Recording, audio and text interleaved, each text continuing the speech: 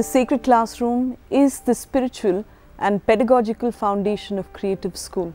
Most of the times, pedagogy just involves the approaches to actually teaching a subject and does not take into account who the teacher is. A teacher's consciousness, their inner state of being, just as much affects the class. So the sacred classroom takes this into account by giving the 7 guiding principles that a teacher can look at to tune themselves before they actually teach a class. Holding something in your hand, what was that? History. Can we all? In a very simple way, if a teacher is having a wonderful day, the classroom, the learning environment, everything flows easily. But if the teacher is having an off day, then nothing seems to quite click. So who the teacher is, what the teacher is going through, what is their mindset, what is their consciousness like, really has an impact on the classroom, and that's what is addressed through the sacred classroom. It has 7 spiritual principles which, when applied on a regular basis, can help a teacher or a healer or anyone using them stay unblocked and really function at their highest level of purity, at the highest level of potential. So we learn to recognize blocks that are very natural in the teaching learning process and unblock and move beyond them. The 7 principles, also called the 7 pillars of the sacred classroom, are unconditional love, awareness, abundance, respect, mirroring, learning from challenges, and dropping the ego. These are the guiding principles, the guiding pillars of the sacred classroom. So the learning process at Creative School is firstly based on the sacred classroom principles, which basically help anybody in the school look at their own selves in multiple ways, and hence how they're present for the child. One thing when we have started here as teachers or part of this community, it is all about, are you ready to look into yourself for your growth? I mean, it's quite easy to just continue your life, whether we want to address it or not. You know, you can keep blaming the other one, you can feel victimized. But the whole idea of, okay, just pause and just reflect for yourself and then see what is it. Once that becomes the main criteria of being a teacher or, you know, as a community, are you ready for your growth? Are you taking personal responsibility and ownership for your growth?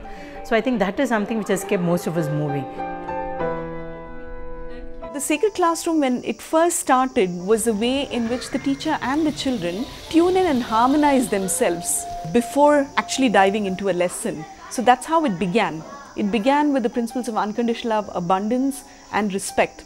Both teacher and children are equal in respect, even though they may have varying responsibilities. That's how it started.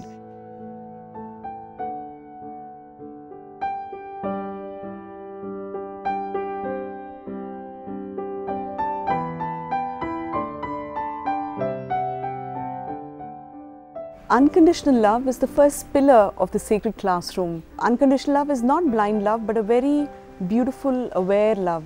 And our children thrive in the presence of an aware and unconditionally loving teacher, in the presence of a teacher who's both accepting and yet encouraging children to keep growing and improving themselves. The word love is rarely used in schools. At Creative, love is primary. Love is the foundation of all our work. In fact, when we interview teachers who come into our school, we say, do you love children? That's your primary entry to our school.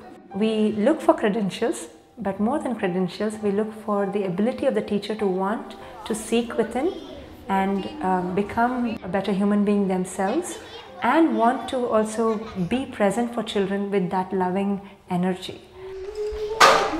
Arav. No, I'm not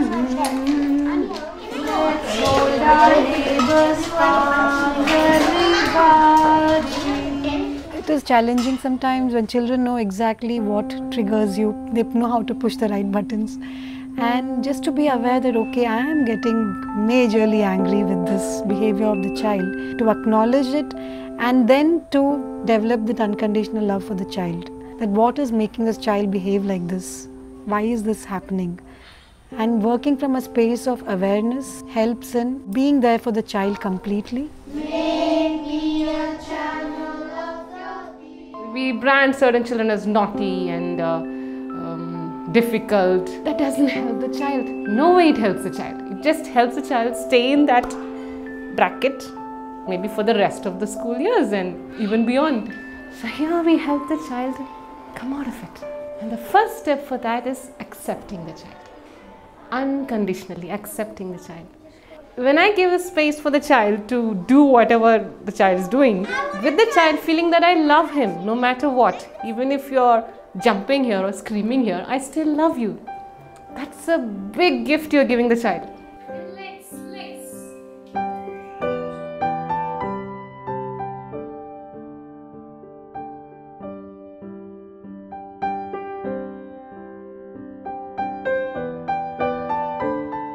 Awareness is the foundation for unconditional love. We are aware of the strengths and challenges of each of us, of the children in our classroom. We are aware of their areas of growth, and yet we give them that space, that unconditional environment to be able to learn from their own challenges as well as grow. As a subject teacher or as a class pillar, just becoming aware, you just trust your intuition. You just see a child and you know the child needs help. A gentle tap like this on the shoulder or just asking them, no, it's just one question and they just open up.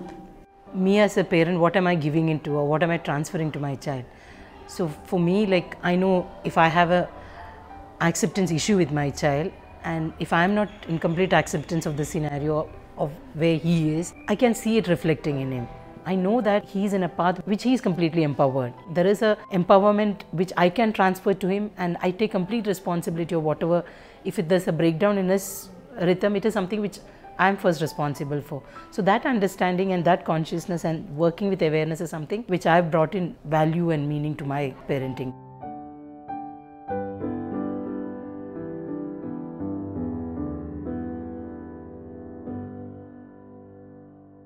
I think we are equal in respect and varying in responsibility. I think that's what comes up really for an Itsura child, because we have to be respectful of the choices that they make, and yet be very aware that, you know, we are the adults in the class. I am still in charge. We do allow them the freedom, but also nurturing limits when it's required. So there is a lot of trust that I have for the child's journey, and honor that, respect the child, and the child blossoms. It's as simple as that.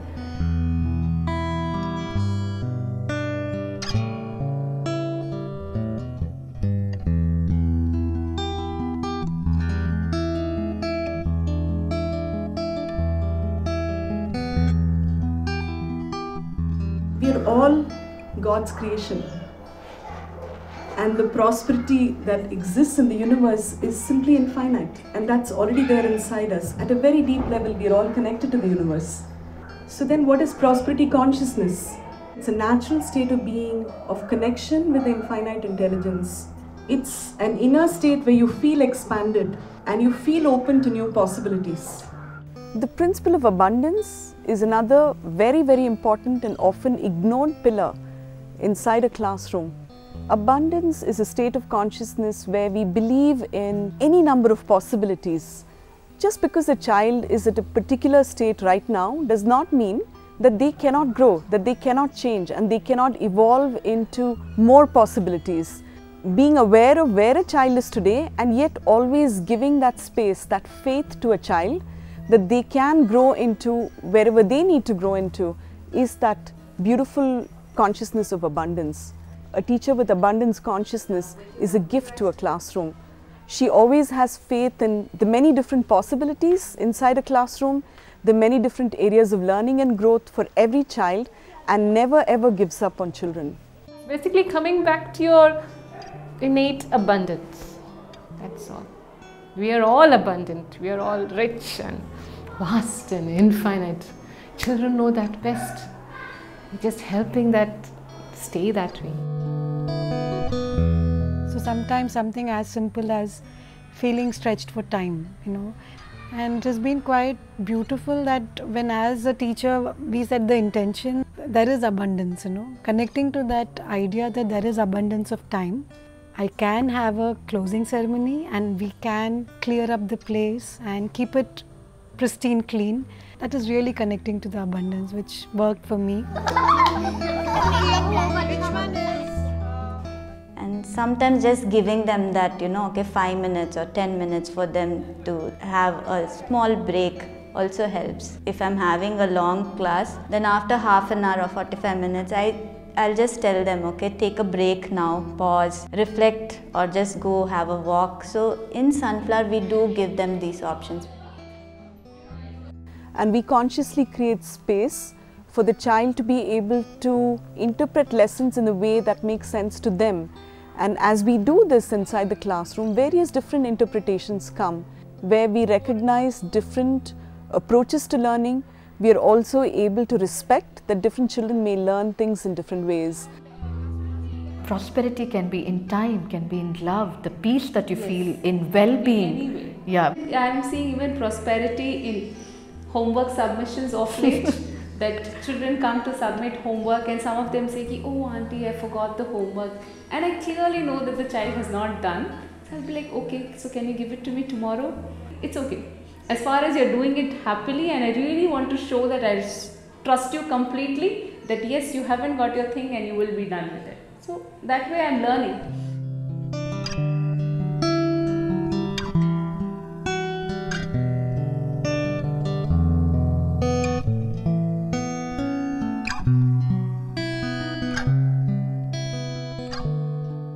The principle of mirroring is one of the most useful principles for a teacher to practice. The principle of mirroring says that whatever is happening inside a classroom, a conflict that's happening, either with children or with colleagues or in the workplace, when we take the approach of mirroring, we say that the conflict is a mirror to our own area of growth, and we spend time reflecting on what is it inside me that has contributed to this conflict, and we take time to address this.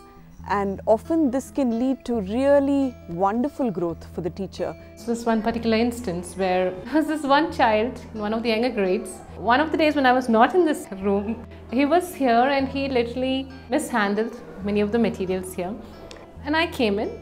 The first reaction was anger. Oh my God, how can this happen? I mean, because I could never imagine this face in a state like that.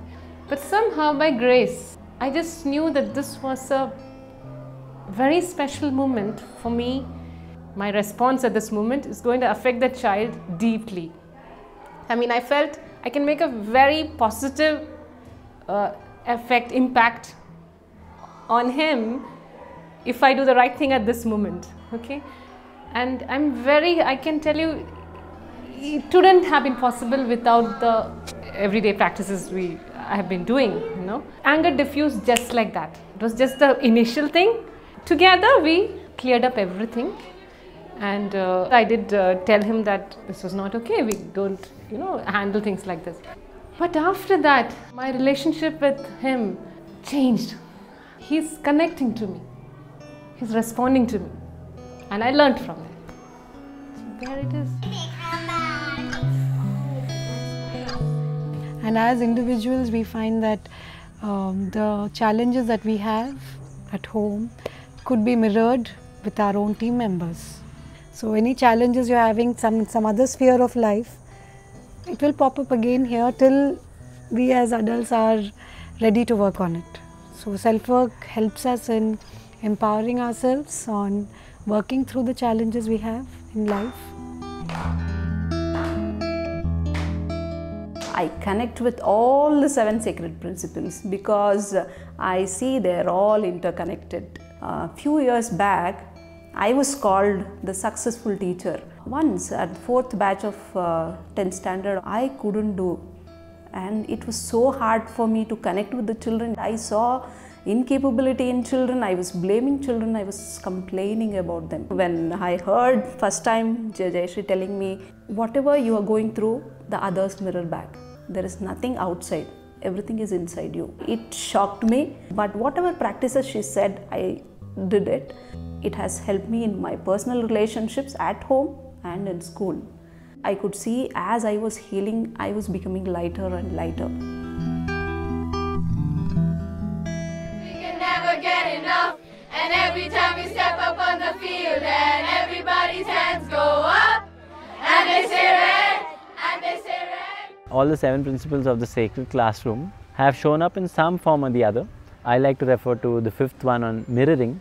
When the children are having a good time on the field and are learning well, are days when I feel centered and stable for myself. The day I feel like I'm possibly unplanned for the class, or something in me is not feeling fully right, those days the classes also have reflected in the same manner. Alright, so have fun tomorrow's day.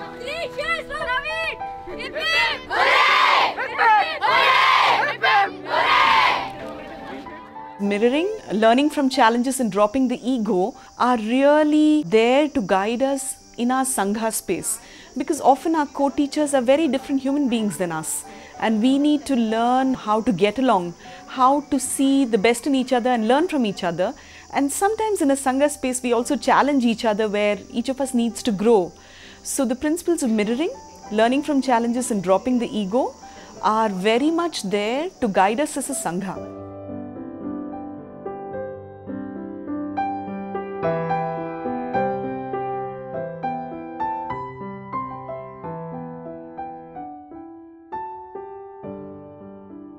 Jayashree used to point out that the 7 principles of Sacred Classroom is for anybody, anytime.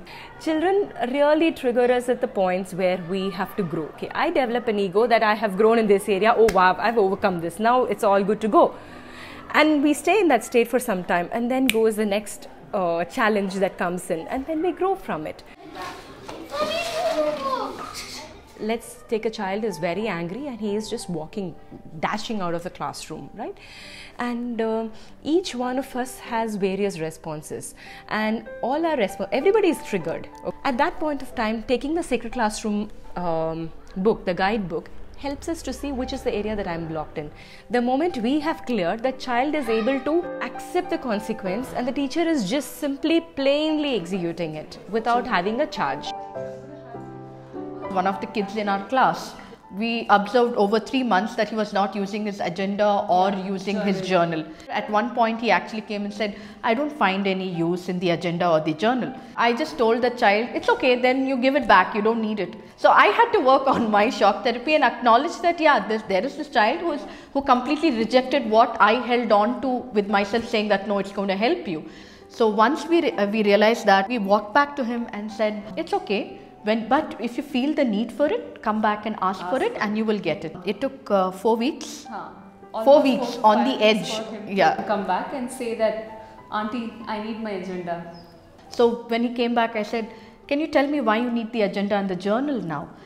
He said, there are too many thoughts that are clouding over, and I'm seeing how I'm reacting emotionally even to the smallest things, and I don't like it. So at that point of time, it was a sense of ownership that the child received for himself. That is, I think, one of the Sacred Classroom principles, learning from challenges, and we had to drop the ego about, I know it all. Yeah. So I think these aha moments that we get to experience in the space every day and go through that and grow through that, I think is an important aspect that completely cherish the presence being here, the presence of a teacher.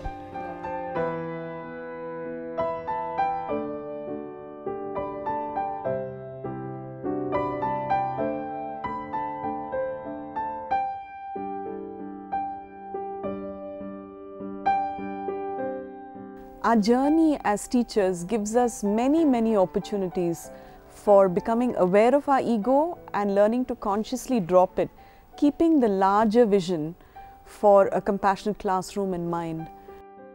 Our journey as teachers challenges us sometimes with situations inside the classroom where we feel disrespected or we feel ignored, or something's not going the way we want it to go. Sometimes we have challenges with our colleagues, or we feel hurt by remarks, and so our own pain body starts building up. Dropping the ego is becoming aware of when we are going into our ego. We can also go into our ego in situations where a child asks us a question and we don't know the answer, and our adult ego comes up, or we may think that, okay, I know better than you. Dropping the ego, there are, as teachers you feel, I am the teacher, I know, and the children need to follow what I say. And there are times when children will just challenge you. Say, okay, yes, you are the teacher, but hang on, I have this need of mine. There are so many different situations in which our ego plays out. Ego plays out for everyone. Just becoming aware of it and consciously dropping it really helps us transform in our journey. Teaching itself becomes a sadhana, it becomes a spiritual practice. And I can't thank enough for that experience. For him, he has always heard people, telling him, no, don't do this, don't do this, don't do that. And the first thing that came to my mind was, I'm not telling him a no right away. It's not going to go to him. So that's abundance, if you were to look at awareness, unconditional love. And learning from challenges for me was, the part I said where for me, I felt the space has to be in a certain way. So maybe I was holding on to it too strong, dropping the ego. That's what. I love to bring in the 2 points, which is unconditional love and dropping the ego. The day I've opened up my heart with the unconditional love and just drop my ego and be with the children during the coaching time, the session's gone beautiful. We just walk out laughing and we're so happy. There have been days when I haven't been true to that and things go wrong and the ego comes into play. If you are able to understand that, okay, this is something that's come up and you're able to take the right actions, I think that's when the class goes beautiful. I do believe in this thing that I'm not going to teach them anything. I'm just kind of a guide. They are on their own journey. I can help them step from one step to another step. And that's where ego comes in. Like if I start believing that these are my kids, I have to take them to this, then there's a lot of ego that I'm building it on my own self. I don't believe in that. We need to have individuals who are sensitive towards their surrounding. That's the most important thing. The more we drop our ego, the more we connect to source, the more source energy, divine energy works through us and our work itself becomes karma yoga. It's a beautiful offering. The more we work on recognizing challenges, recognizing the growth in it, dropping our ego, the more we can co-create beautiful classrooms where learning happens harmoniously and each of us is playing the perfect role we are meant to play.